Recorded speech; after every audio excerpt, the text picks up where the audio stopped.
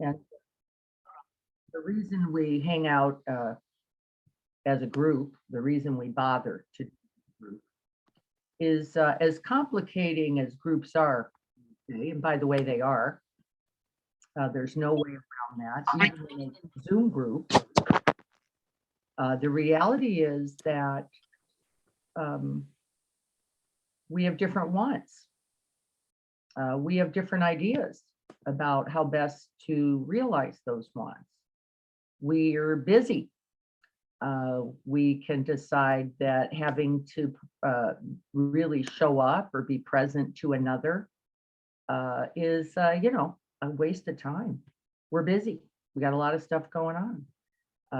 We're not particularly open-hearted, available, receptive to others' experiences, more so our own. This is a part of that beautiful self-making we all work with.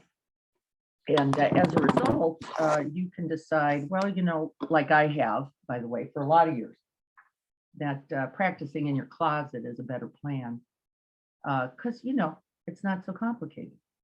Nobody else, just this mind, by the way, same one as the Buddha's, same one as Mike's, same one as mine.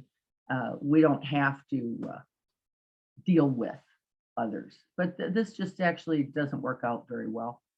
The truth is we are dealing with others all the time.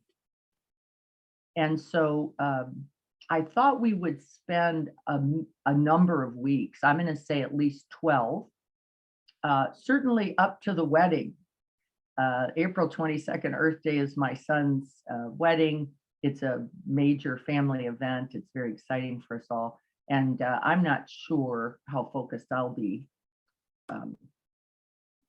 as we get closer, but I want to stay on the path myself, on myself during all of that as things intensify. And Carrie, good morning, good to see you. Glad you're here. Yeah, I'm having issues connecting, sorry. It's okay. I want to go get a document soon, but I don't need to do that right now. So thanks. Can I make you a co-host, Carrie, or are you already in as one?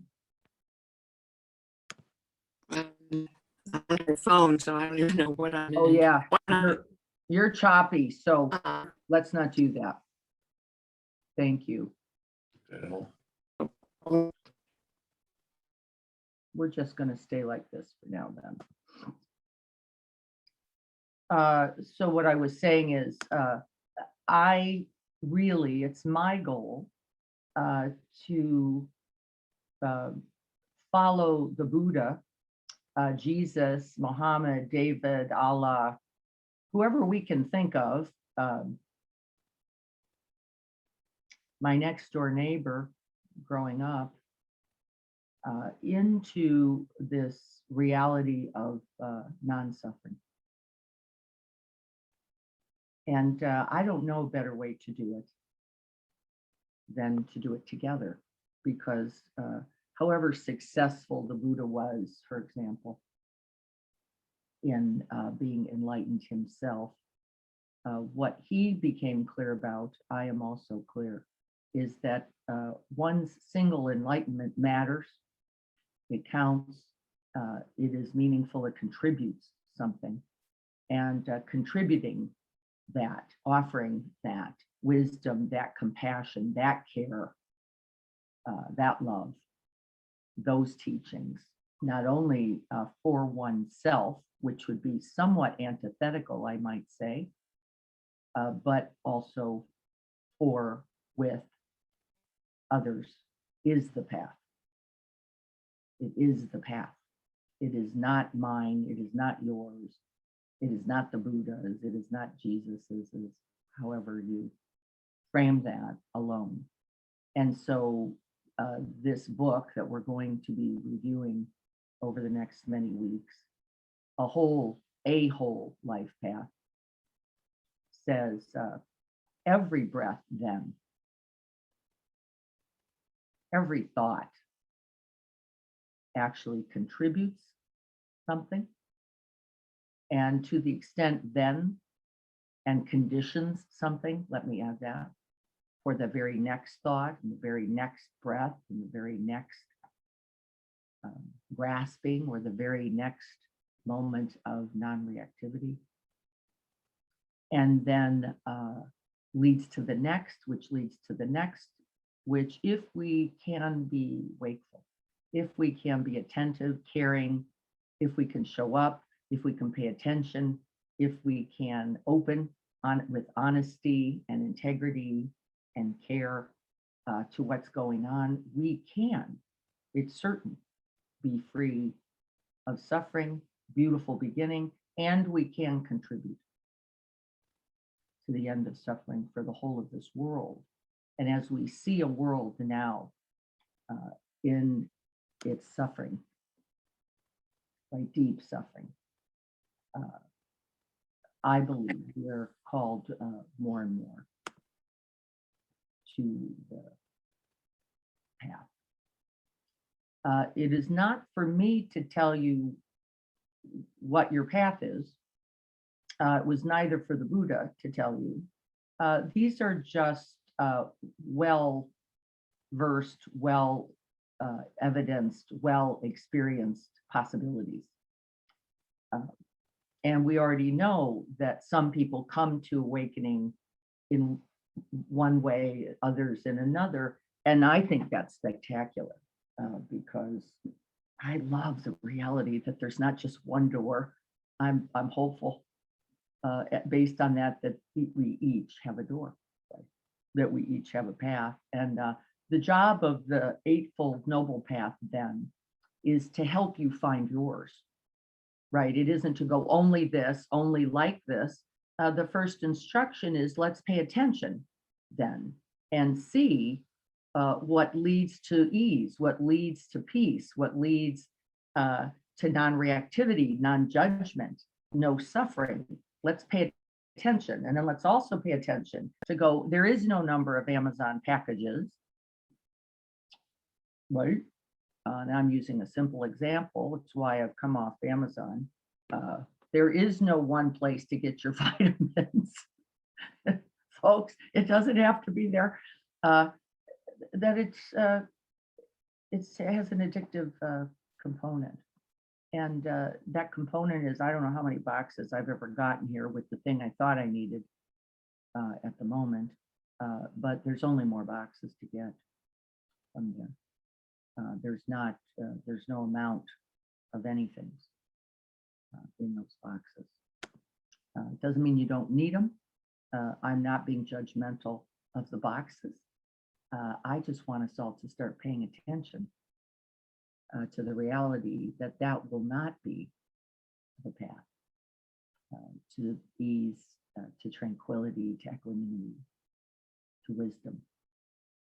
And in fact, may, without really their pristine attention, may lead to other kinds of challenges for us. So the Buddha did not say, don't enjoy this life. Really, it's a misunderstanding. He said, wait a minute, just be careful that no matter how much you enjoy it, it too will end. It too will be fleeting. Doesn't mean you can't enjoy the cake. It doesn't mean you don't enjoy the sunset. And what he said that was even more profound for me is that every moment, based on our quality of mind, could be that moment. Every moment could then be that moment, and that it wouldn't be dependent then on the thing, whether it was the cake or the Amazon package or the partner or the job or the body or the qualities in the body. That this would not be what determined one's experience in this life. And boy, that's encouraging, since what do we all know? Nobody's going to get to keep any of the rest, whatever it is, no matter, right, how healthy, no matter how much money, no matter how many friends, no matter how many likes. I think somebody said on Facebook, it's variable, goes up and down every day based on what you said. And unfortunately, look at how self-solidifying that thing is. Hey, wow, that worked. Let me try some more of that. Oh, that phrase, that picture, that trip, that whatever. And really, the First Noble Truth says, well, let's just watch that and watch to see the truth of suffering. And how our craving, our thirst, our hunger, our grasping, our seeking more leads to distress. And how once we set back, once we rest, once we let just what is here be here and is enough, that there is a quality of heart mind, that awakening that actually becomes the greatest possibility, and also possible.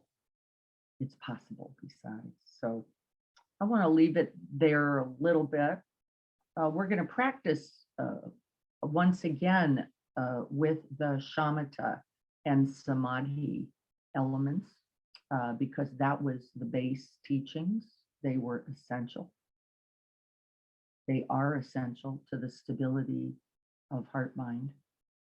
And then we're going to see, I'm going to see if I can't speak up a little bit, because I think my voice drops in those states, in those concentrated conditions a little bit. So I'll try to stay a little more vocal. But the instructions will be lessened then as a result, because the seeing is yours, right? That connecting to what's true, noticing the way the mind, every mind, no matter how many years of practice you have, takes a moment and tries once again the grasping. Just one more thought, just one more sound, just one more, right? The grip of that. And how once we recognize that, we begin to go, that's okay. It's okay that it's happening, but I'm not going to follow it. I'm not going to get lost. I'm just going to stay present and available and attentive and compassionate and here.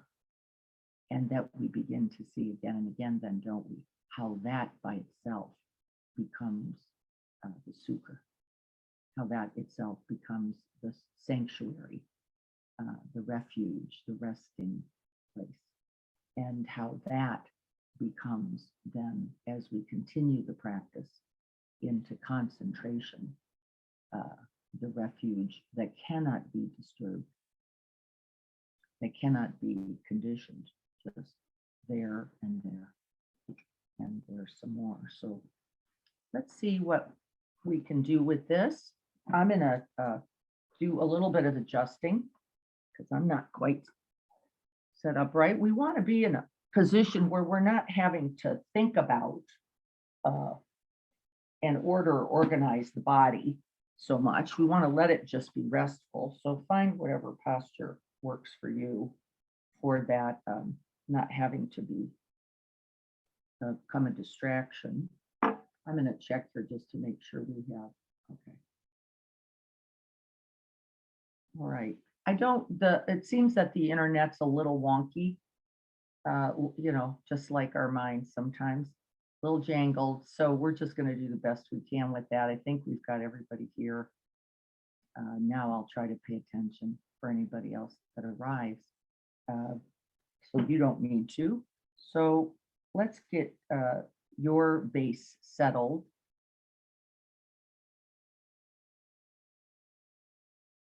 The feet on the floor are folded beneath you, the knees supported sufficiently, and feeling that into the hips, into the base of the spine.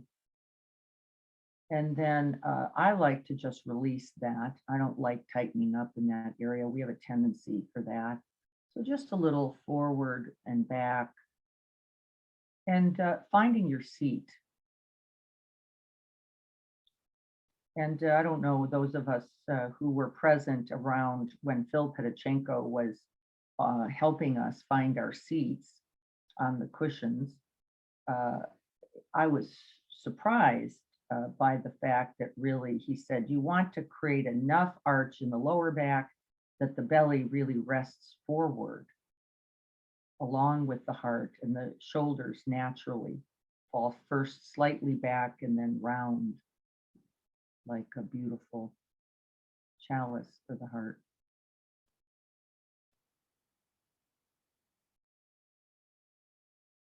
And then tuck the head just slightly. This is, for me, the beginning of my devotion.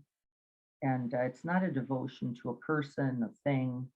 It's to the truth that I know,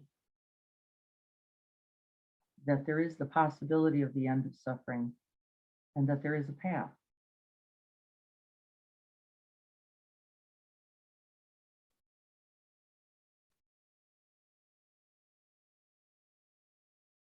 This is that moment of bodhicitta, this awakening the heart of your practice.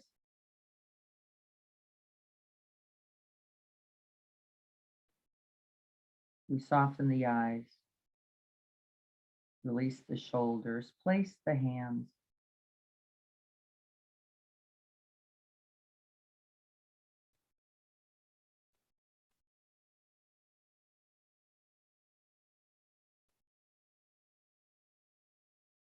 And then we just breathe in and we breathe out and stay with the mind of devotion, that mind that generates energy, motivation, and its merits. What are you sitting here for anyway?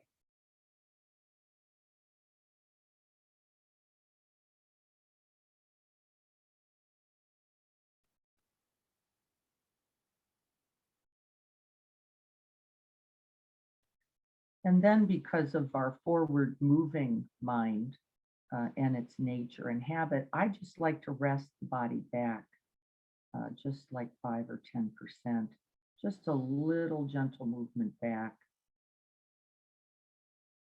And then I begin to settle into the out breath.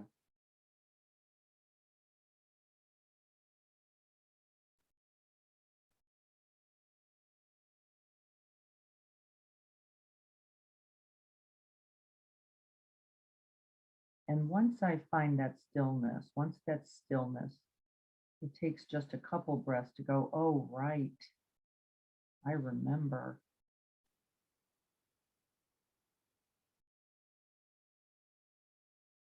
As I'm breathing space into the heart mind, I remember those others for whom I practice. That includes all of you.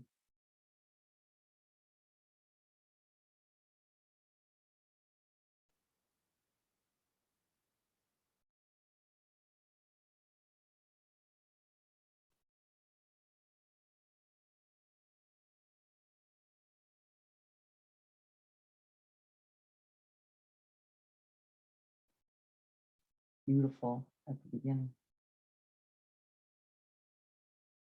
And so we sit.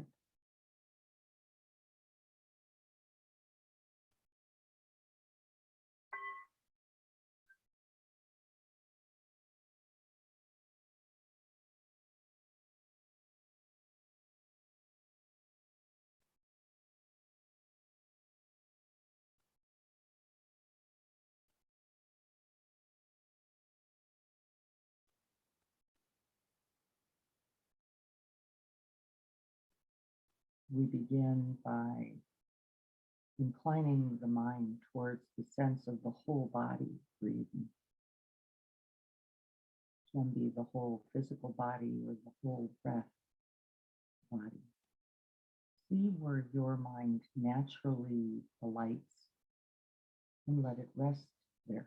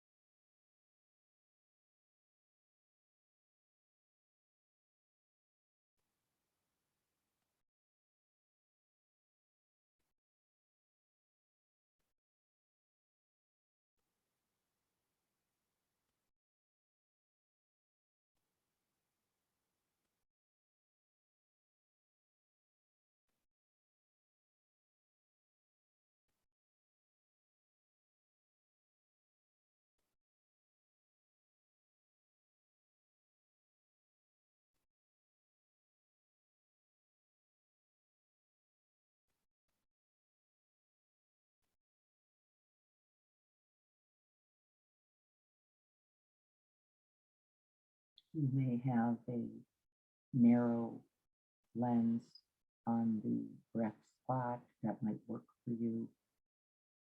You may hold the whole of the breathscape, the torso, and some space around it, feeling the sensations of the body as it expands and contracts.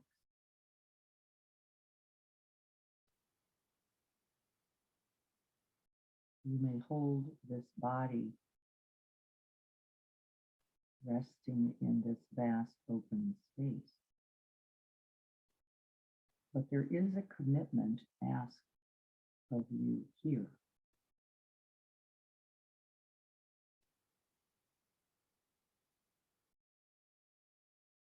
And it is asked every breath.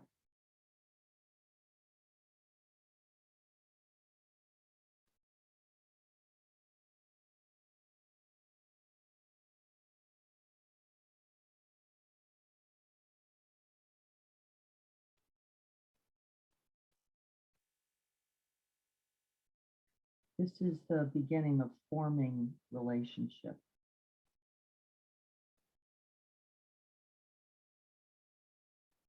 Whether we like it or not, whether we're in craving or aversion, whether we're tired, whether we're restless, we follow the same instruction together.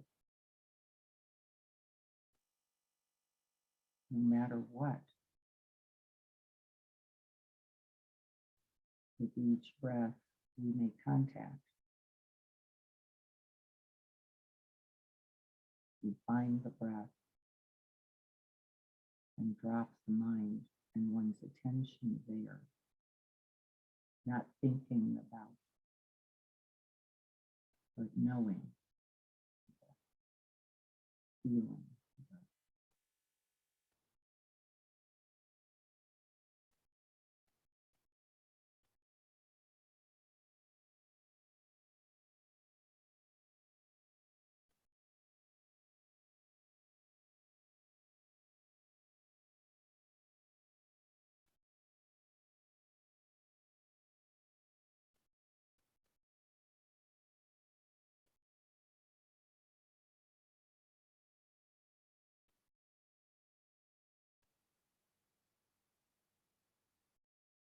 And for some minds, sometimes there is almost immediate resistance.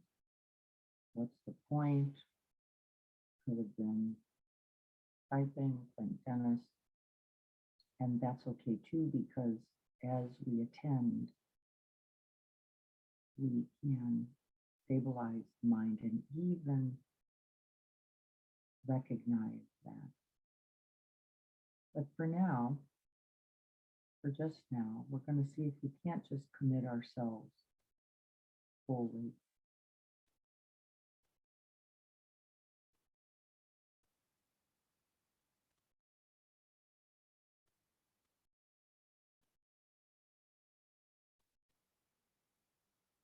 You don't have to like the instructions. You don't have to be good at them. You follow them anyway.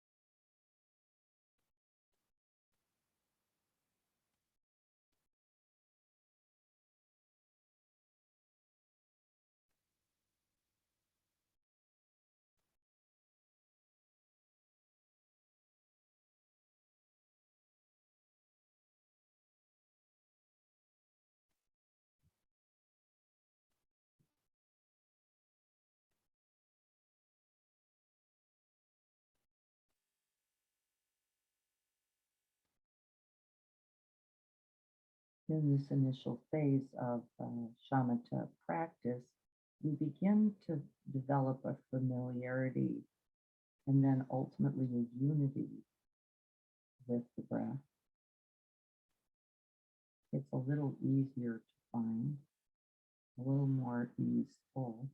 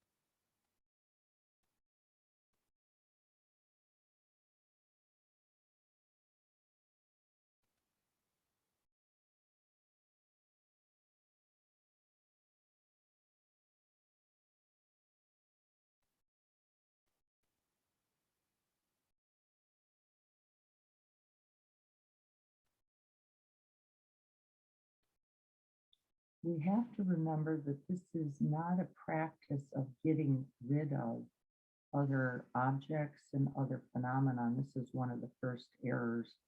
We get into an aversion practice of pushing away sound and pushing away thought. This will actually cause contractedness of mind body. So see if you can't just commit yourself to the breath experience, feeling the very sensations, seeing if for even one portion of that out breath you can just simply stay. And then you let it go. One breath is the condition and fertile soil for the next.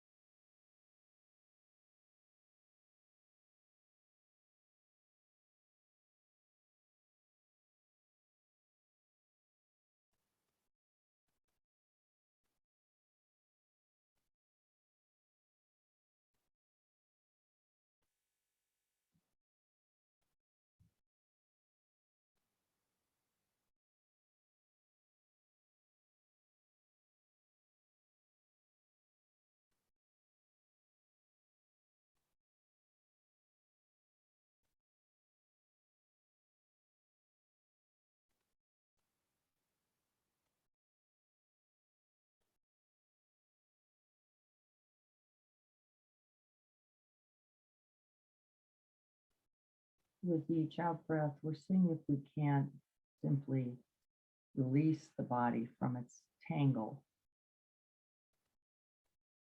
that habitual nature of resistance, aversion. Simply let it sit.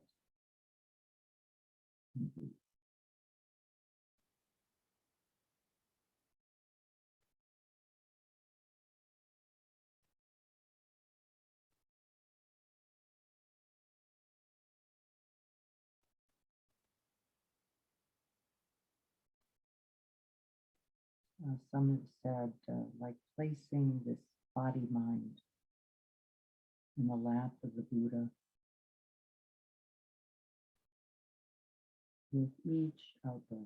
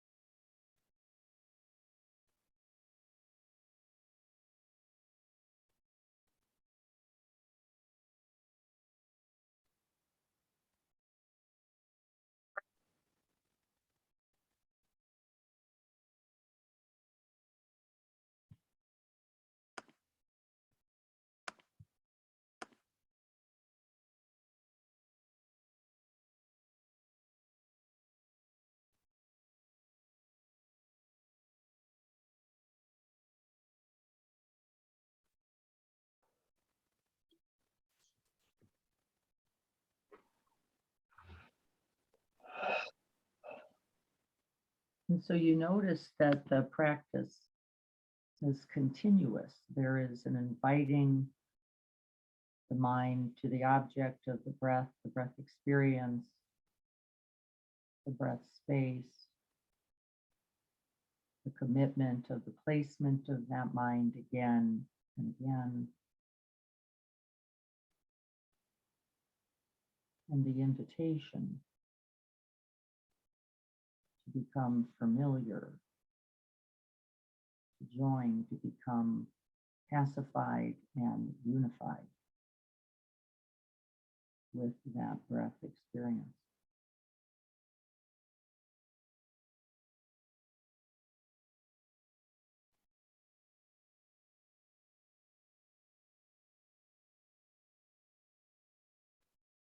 And so we begin to see, don't we, insight begins to happen that there's nothing else to get. There's nothing to chase after. There's nothing to secure.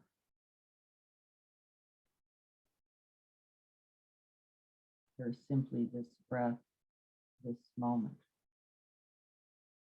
in which to rest.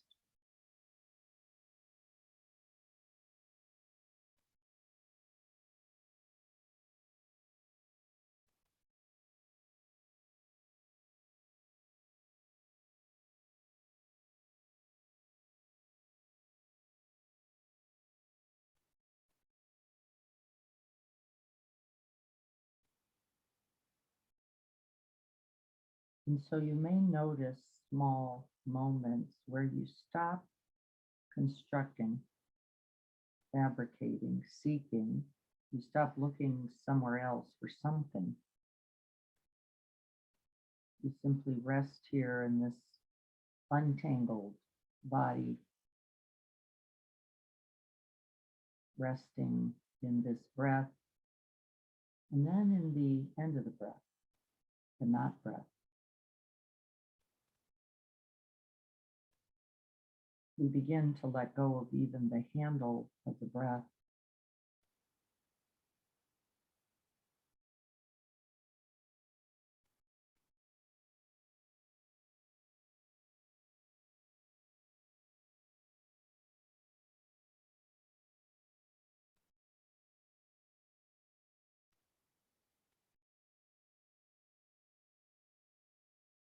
To come to complete rest.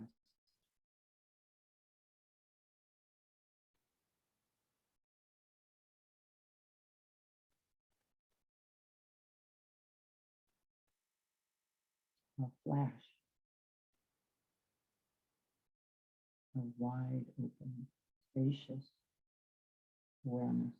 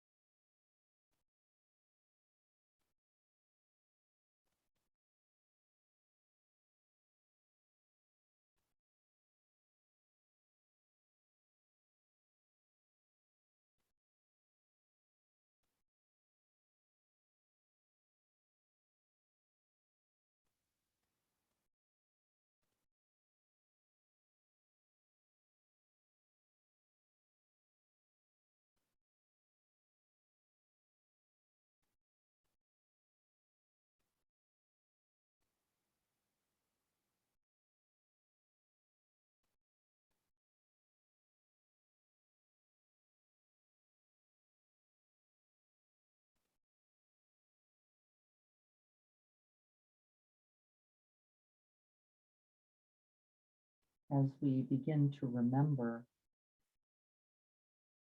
we rest back just a little bit more.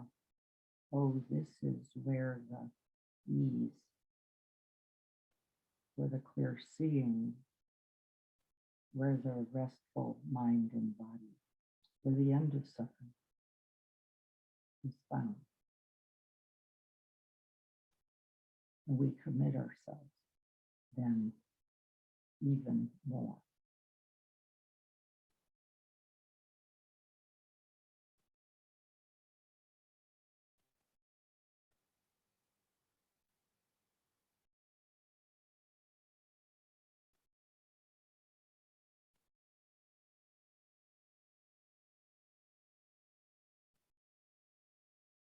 And then naturally, as we remember, we begin that serene smile. It just happens like, oh, right, just here, just now, just like this.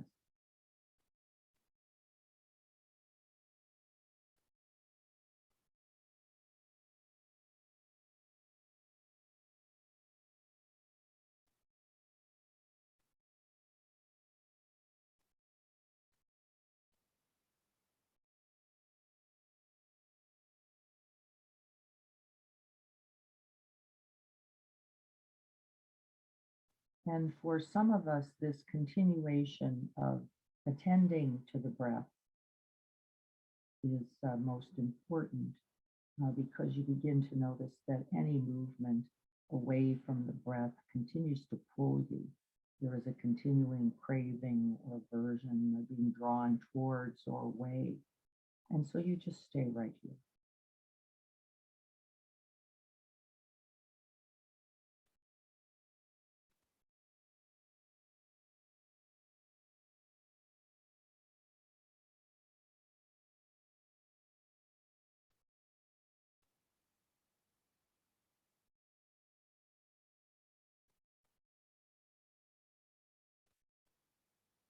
For others of you, you may begin to notice the lessened attention on the breath, and that which is attending becomes most vibrant. That clear, luminous awareness may begin to rise up. This is not required, just may be happening. This is the movement from Shamatha to Samadhi. And it is in the knowing that the mind rests.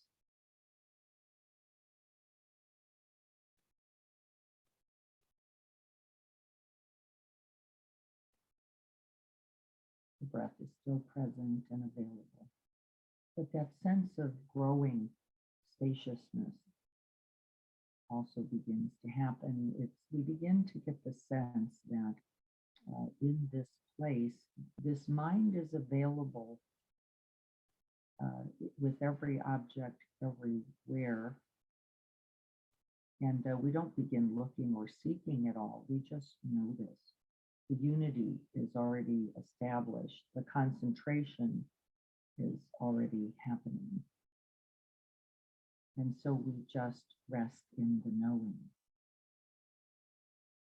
Continuing our attention to the breath, and then that ever-growing sense of space. It often feels like that, like, wow, I could point this anywhere, or it is everywhere.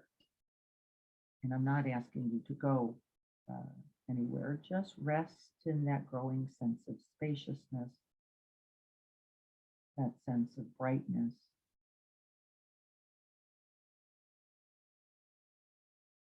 And enjoy.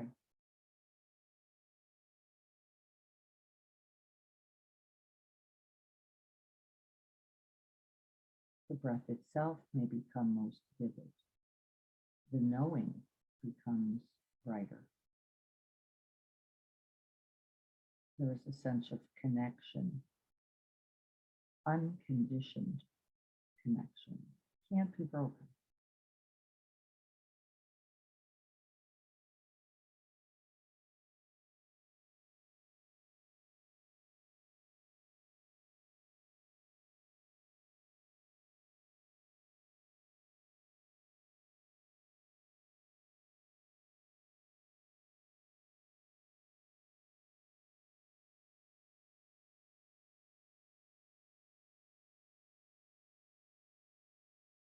For some, there may be a sense of the breath growing more vivid, brighter, more enjoyable, and that's uh, a piece of what everyone navigates and experiences. And so you just rest there. The breath is the headline, fills the space. You have a sense of its beauty, its meaning, a sense of connection.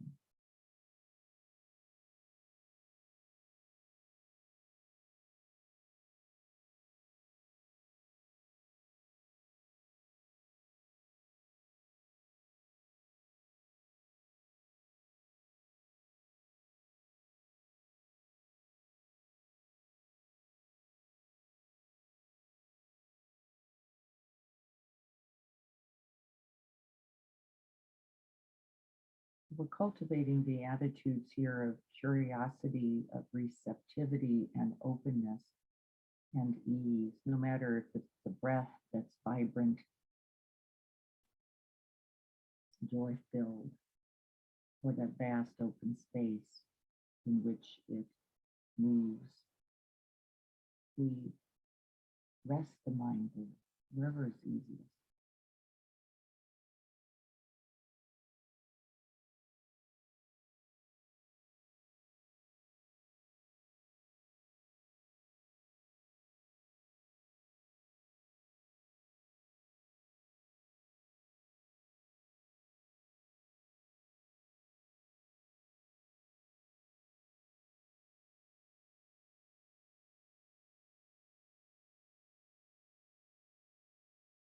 No matter what else is happening and which object you're using, you will begin to feel the uh, sense of craving, seeking, diminishing. There is nothing else to pursue.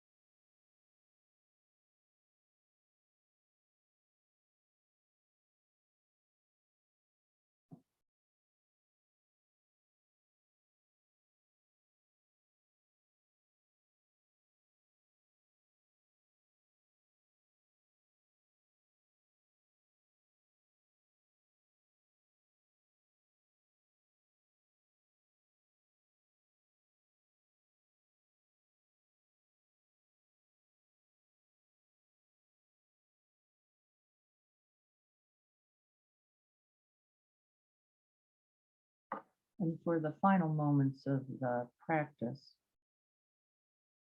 this is very important. Whatever has happened throughout this particular period, we gather up its merits.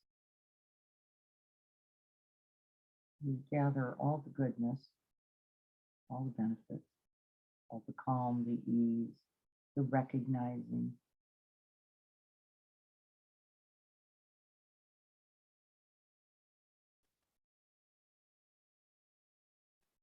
And then we call to mind those who might benefit.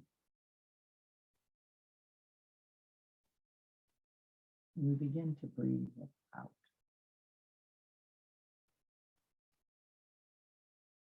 Sending, this is our essential jhana paramita. We don't just keep it for ourselves.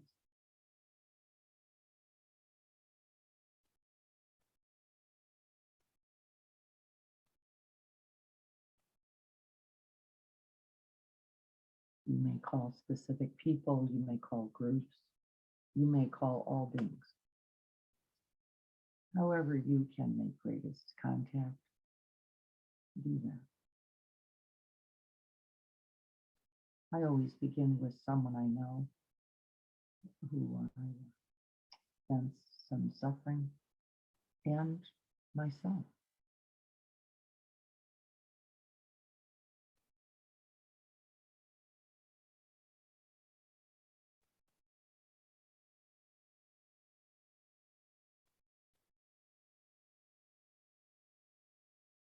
May this practice be a benefit.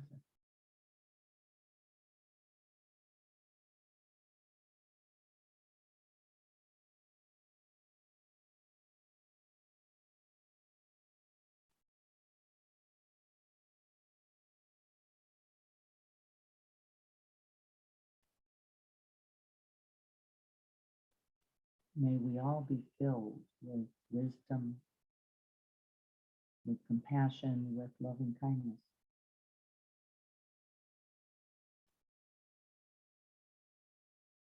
With clear seeing, with ease.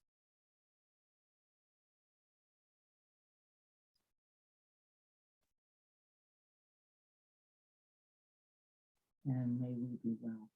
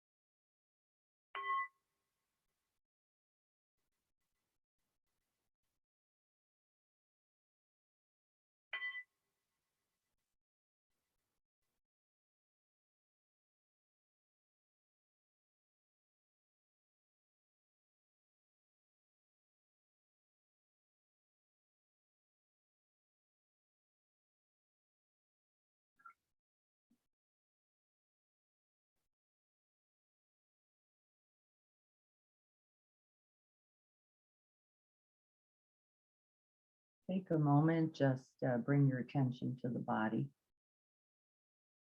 Seeing what movements might invite a little release.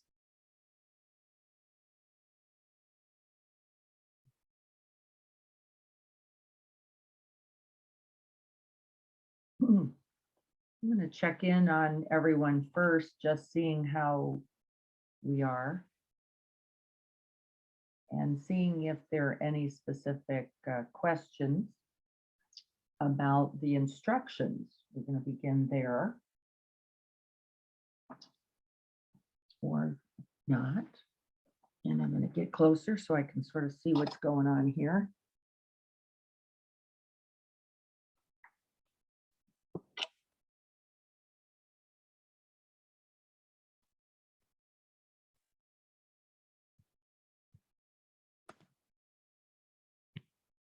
Any specific questions or instructions about this practice and about the placement really then of your mind? I gave you a couple options in there because there isn't one way. The jhanas develop, shamatha develops, samadhi develops in a few ways. There are certain universal characteristics, that sense of finding an object, resting the attention, uh, continuously making contact with that object. The exact object really isn't the point. We do know for some people, because of challenges with breath, it is not always the best, most right or appropriate place for the placement of one's attention. And then I will trust you to find where um, that placement might be best for you. For some people, it's in another part of the body.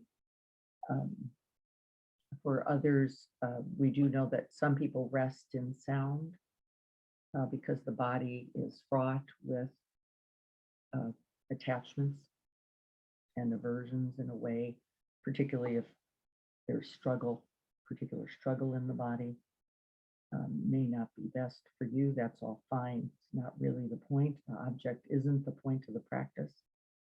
So we don't need to be concerned about that. And then I offered you some understanding that from that finding the object consistently, what often happens is that object then becomes attractive or pleasant or vibrant. Really, it actually happens for everyone. It's like, oh, I can just keep finding this. Well, and there it is again. Oh, there it is again.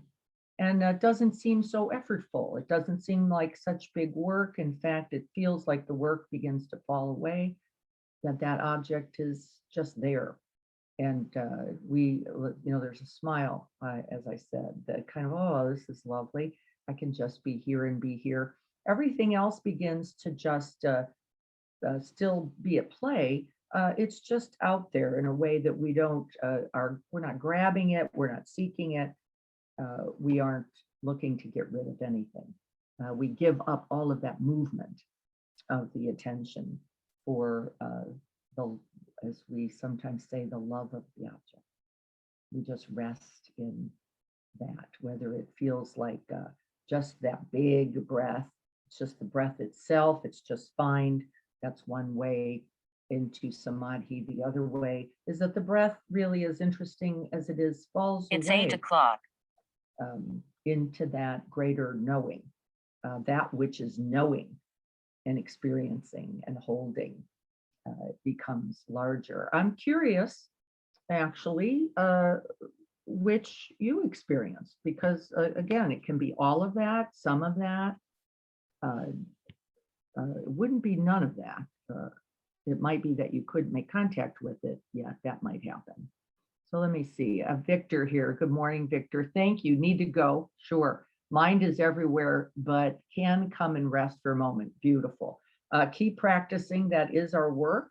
And we notice that moving mind, though it is moving, is not who we really are. We begin to get clear. Those are just simply thoughts, like any other interesting object coming and going. We don't get stuck with it. We don't need to push it away. We don't have to change it. In fact, it's just, oh, noticing thinking happening and not mistaking it. I think that's really good news for who you really are, and the capacities for sure of the mind. We don't get lost. Resting in silence. Yes, thank you, Dennis. That's one of the places there is this infinite, open, still and silent space also there, where the breath is coming and going. And, there's another place to rest because it's always there. There's no object. We surrender the objects sometimes to go, look, I don't need to point to anything, because this resting back actually is most spacious or vibrant or open for us. And again, not only one path, so we don't have to worry about it, and we don't even have to struggle for that. You just notice from the breath practice itself, from samadhi, shamatha itself, that will either happen, or the breath object will become most vibrant, and we'll begin to see, just make contact with its beauty, its connection. What about the rest of you? What did you notice? Was the breath, did that get most vibrant? Did you notice the breath got less interesting and the open space got most luminous and vibrant? What was your experience?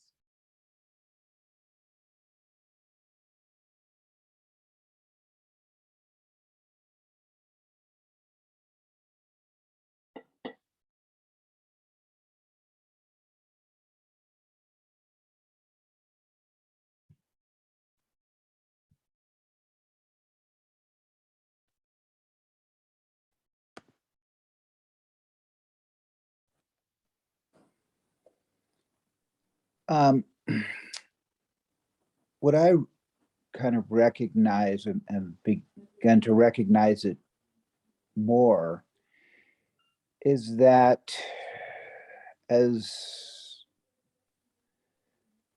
the awareness kind of expands from the initial gross consciousness to a more subtle, it both transcends and includes the gross. And so as you're expanding your awareness, when thoughts or other things pop up, they're just part of the whole process. And there's really,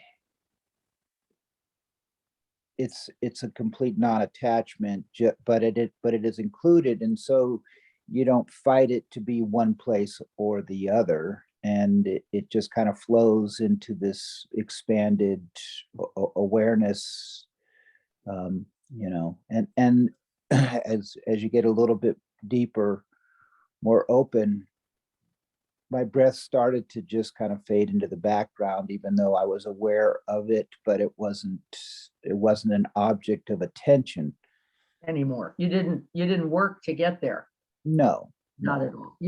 It's in the noticing, right? It's in the knowing, as we say, without the focus, right? I don't have to direct anymore at all. It's just there as other objects then are there. We even, right, it expands like, oh, there's a sound. My sister was moving in the hallway here. That can be super annoying to me as I begin my practice. Like, really, somebody fix that creaky door, which is just humorous. And then, then just as we have said in our Dzogchen practice, then all objects arising in their beauty, in their appearance, in their passing.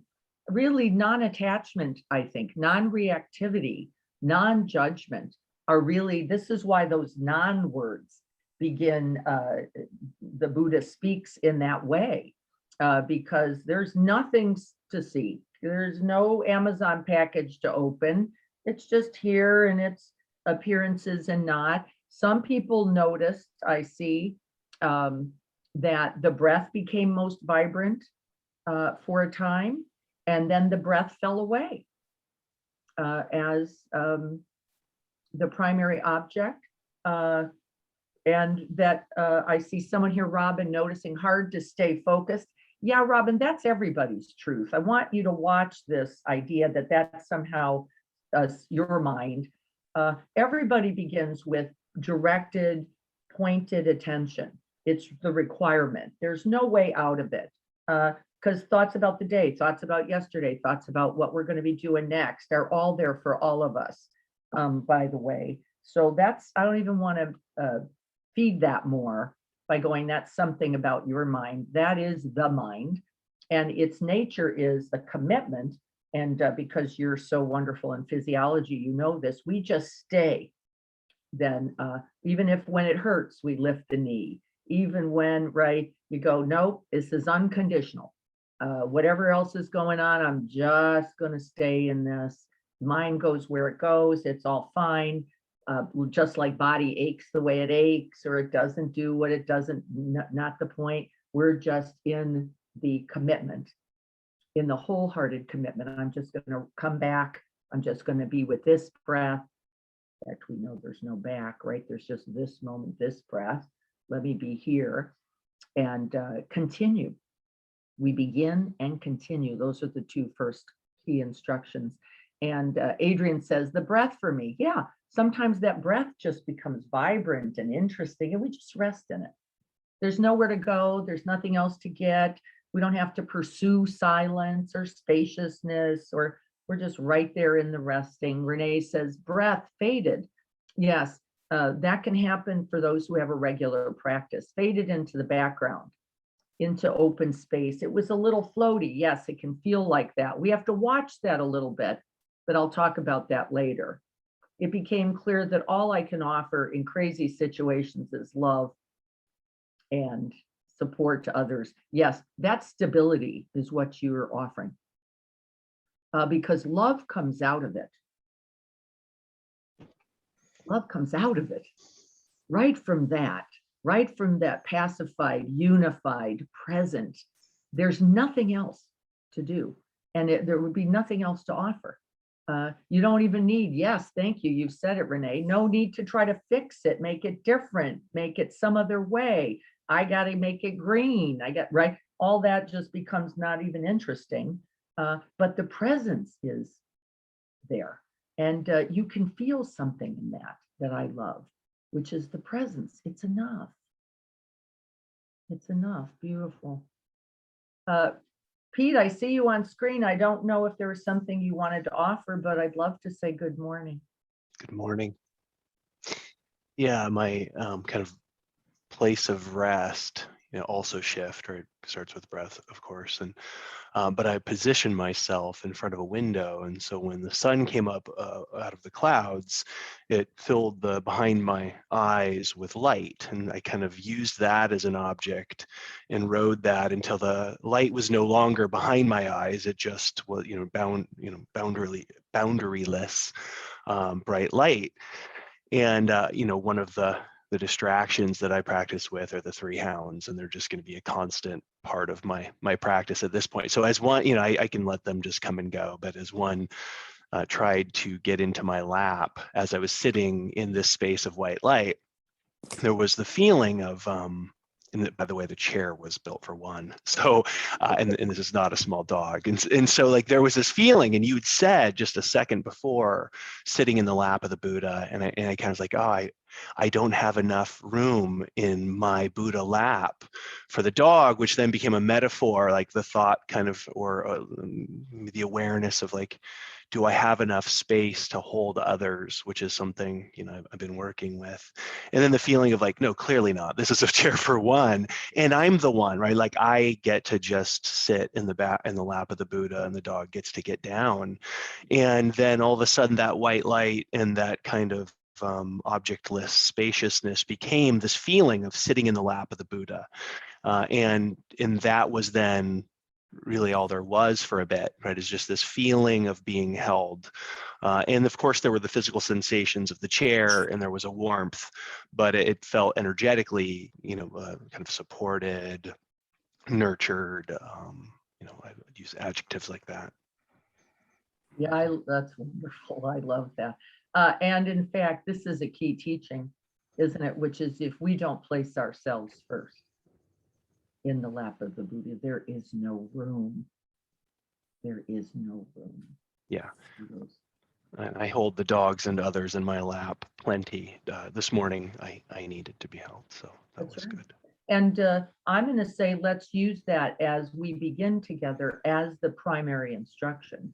We're just going to place ourselves first in that lap, because without greater stability, without greater equanimity, without greater stillness for our own weary minds, there is no room. That's exactly right. That's a key, essential teaching. And thank you for having the courage, really, then, to not get caught in some believed thoughts about that. Like, I should have room for everyone. There should always be space for others, right? This is a kind of thinking mind, especially when we're in fields where we're helpers in those fields like Renee is. Yes, but it is out of presence, this really unifying with our own Buddha nature first, that allows us to be then anywhere, doing whatever we do. So thank you for that, Pete. I'm going to say that was an essential instruction for us all. I will remind you, I don't know where that idea about the lap of the Buddha came from, by the way. I don't ever know. But it was very resonant with the truth of where we are trying to place ourselves and that attention. So thank you. I believe you gifted me a book called In the Lap of the Buddha some years certainly back did. that maybe I'll return to. I did, and actually it's a delightful book. It's one I very much enjoyed. I'm glad you remember that. I want to check in once again. No need for trying or fixing. Well, that's what Pete was saying too, Renee, right? No, like I've got to give this to others. I've got to make something better. And certainly not, I've got to make me better. I've got to be the one, I've got to hold it all. These are actually dangerous thoughts. I think they get us in a lot of trouble. They construct selfhood, like me, the self, is the one who's got to do this. And actually, rather than resting in that luminous space or the breath, or we get confounded, we start to tangle because the self begins to, like, I've got to be. Carrie says, ditto on the offering of love and open-hearted support in this time. Yeah, breath fades away into open space. Yes, for people who have a consistent practice, you might notice that that happens, and you might notice that somewhat more easily at times versus other times where the context of the breath becomes essential, where we all need to stay there. I remember moments with all the years of practice where I was hanging on to that breath by breath, because I was that scared, I was that angry, I was that confused. And I, like, give me the refuge of the breath. That's what I've got right now. And there was no space anywhere to be found, not because it wasn't there, but because that moving mind, that restless, fearful, terrified, traumatized, angry, reactive mind was potent. And so we just know this. So there is no, let's be watchful not to go, oh, well, because I didn't get somewhere, that means something. No, it doesn't. This is about relationship, ultimately knowing where your mind is and knowing I just need the breath right now. That's beautiful. I can rest there. I can cultivate that. That is a refuge. And the other experiences come when they come. Yes, thank you, Marilyn. Good to see you this morning. Lovely, nurturing image, that lap of the Buddha. I know. Yes. I'm glad everyone got to see Pete too, as we hold space for ourselves and we just open to everything. Yeah. As we hold space for ourselves, that resting, and it's why I'm going to stay with that, in the lap of the Buddha, in the refuge. That can be the breath, can be then open space. You're all saying it so beautifully. Thank you for helping me with that. I want to talk about the course. This is going to be the practices. They are the essential Shamatha and Samadhi practices that we're going to be staying with. We will be moving into insight practices, but not for a while, because we need that base. We need that base as the settling of the sediment in the muddy water is often used as an image, so that we can see clearly and be most present in each moment to see what is the path. This is the essential question we'll be asking throughout the course. What is the essential path and practice right now?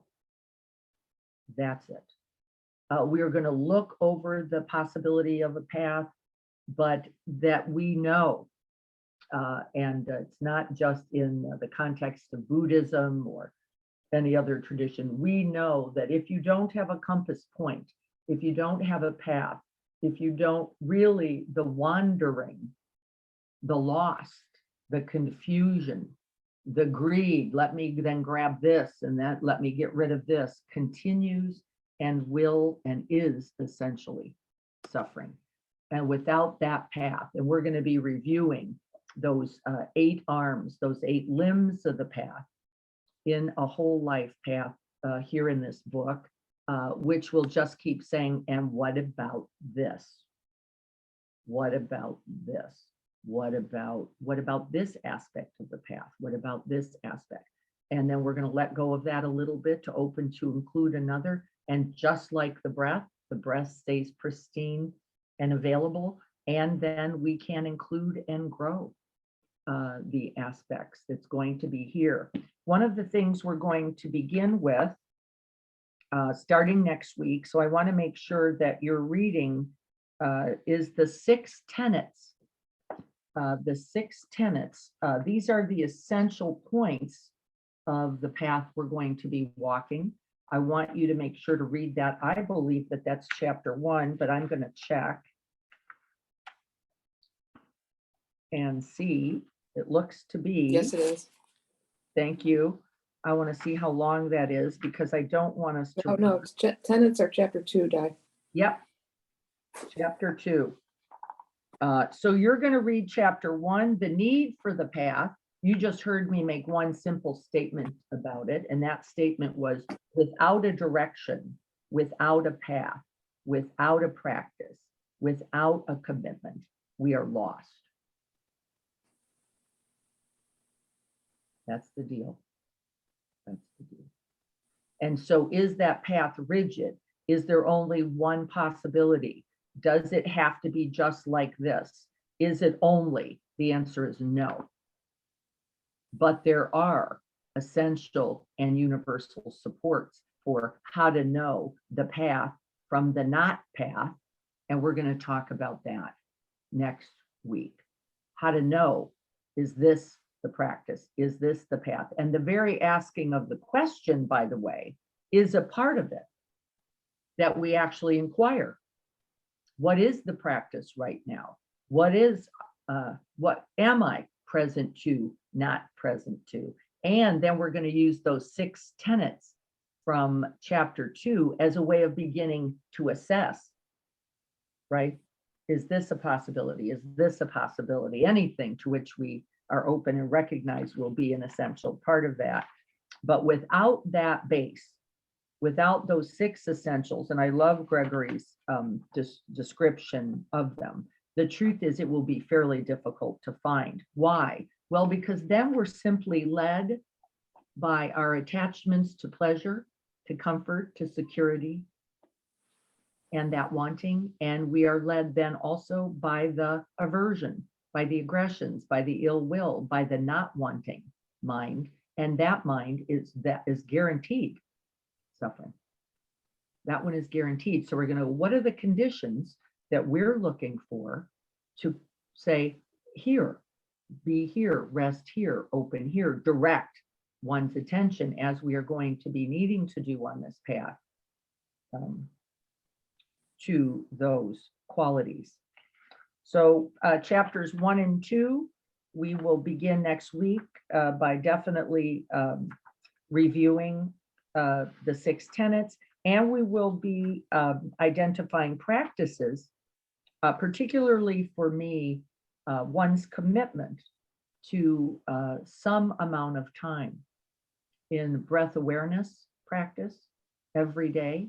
And remember, we have a 60 breath aspiration for that day, and anything else that you can offer yourself will be cultivating that lap that we're going to be practicing resting in. And then all aspects of our daily life.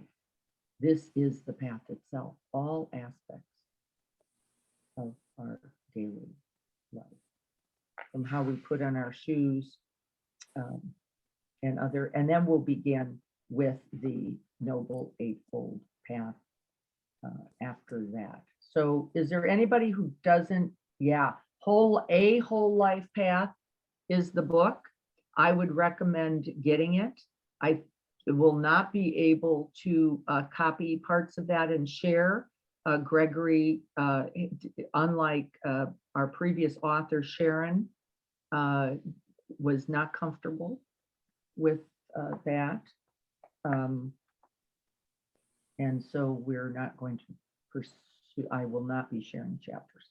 You will need to get the book. Gregory Kramer, yes, is the author, correct. A Whole Life Path by Gregory Kramer, who is here with us, and I hope we'll get him here at some point. Yes, another excuse to order from Amazon. You don't have to order just from Amazon. I'm so glad I've got the book. I'm trying to reduce my, right? Which, by the way, has been quite easy. I'm working on that still. I've got to find another place to get supplements because that's the only place I've been getting most of them. And, I think that's probably a nice thing too, supporting others and other businesses. Feels like a good thing. So I don't have anything else. I don't want to say too much yet. I want us to get into the book. More importantly than the book, I want us to get into the practices, which is why I focused on that today.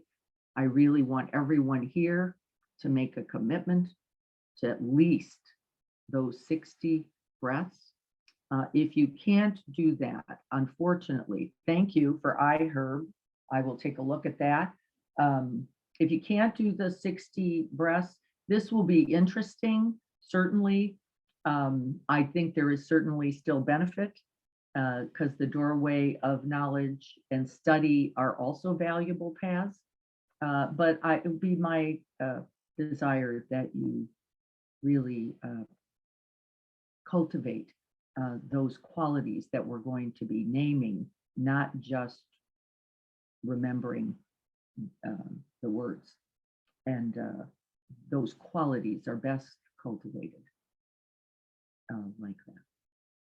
So I will look forward to seeing you all next Tuesday.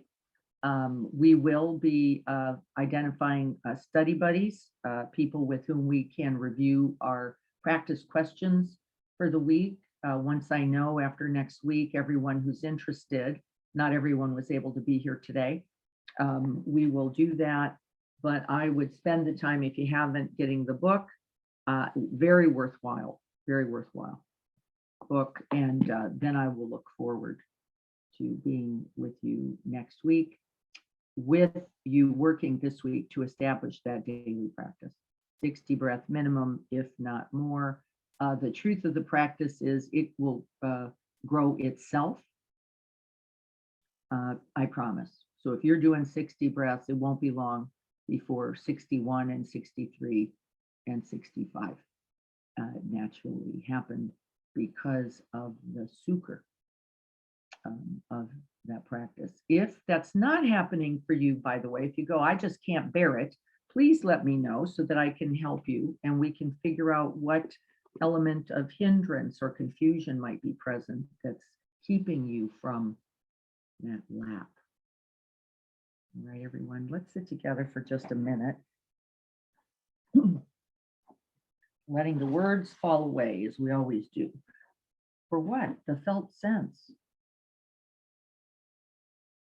Big breath, the out breath, falling back into that lap of the Buddha, one's own Dharma seat.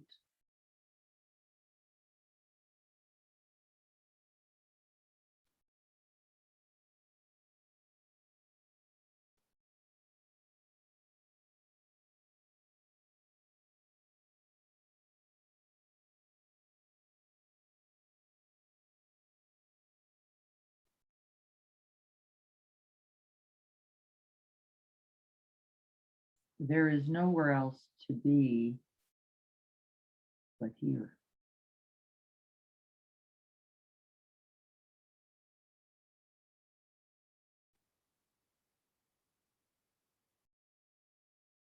Can we arrive fully?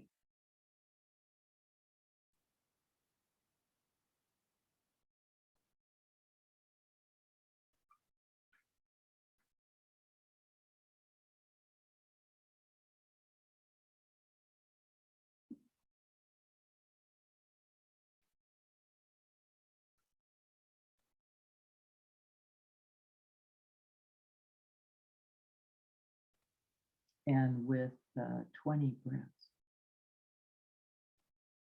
we begin to remember.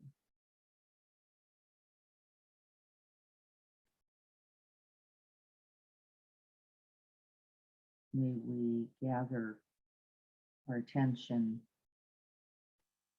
and place it in those breaths throughout the day, just like this.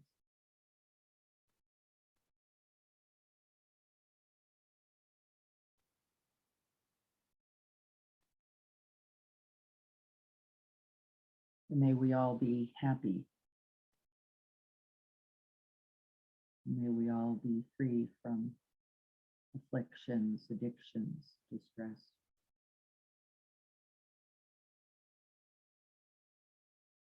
May we rejoice and be glad every day for these infinite blessings and wish these same blessings for others.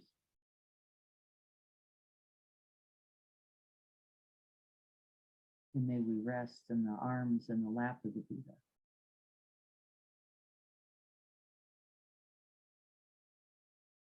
Without greed, without hatred, without aggressions, without delusion and evil.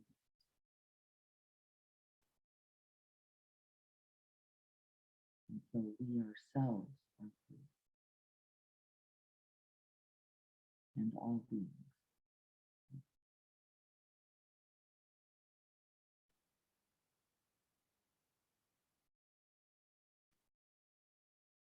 And may this practice today contribute.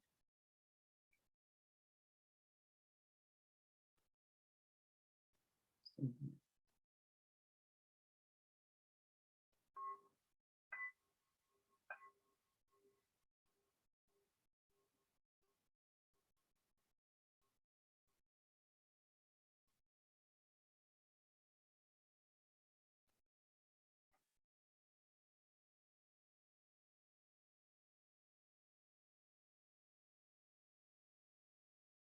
deep bow and blessings to each of you. Thank you so much for being here today. I hope to be able to walk this path with you. I look forward to that. If you need help, reminders, encouragement, a kick in the ass, call on me. Call on me. I'll be right there with my size 11s just for you. Count on it. It's good to see you all. May you be well this day, and may you be a contribution this day. I look forward to that. Yes, Dennis, I will be getting to you. Thank you. Yes, Marilyn, good to see you. Everyone, I know people are rushing off. Please do what you need to do today. Please try to do so without rushing. Let's do that. Take a couple breaths in between. Yes, it was wonderful to see Mike today. Yay, Mike, I hope we get to see you again. And Carrie, let me know if you're having a problem with signing on or something that I can help with. No, all fixed. I Okay, just rebooted my computer. okay, wonderful. Thank you, everyone. Be well. Same to you. Thursday, Greg will be on. Saturday, we're looking for someone to lead. I forgot about that. That's my failure. Because I will be teaching an all day. Everyone's invited for half or all of that day. It is not going to be Zoomed, so I can't help you there. But if you're interested, let me know too, so I can send you the registration. And Carrie will be with me there, so she will not be navigating. So need someone to guide in these types of practices on Saturday, as well as a navigator if that's available. So anybody who might have some big to offer to that, please let me know. No garden this Saturday. We'll be at Crest Haven. All right, everyone, take good care. See you, Mikey.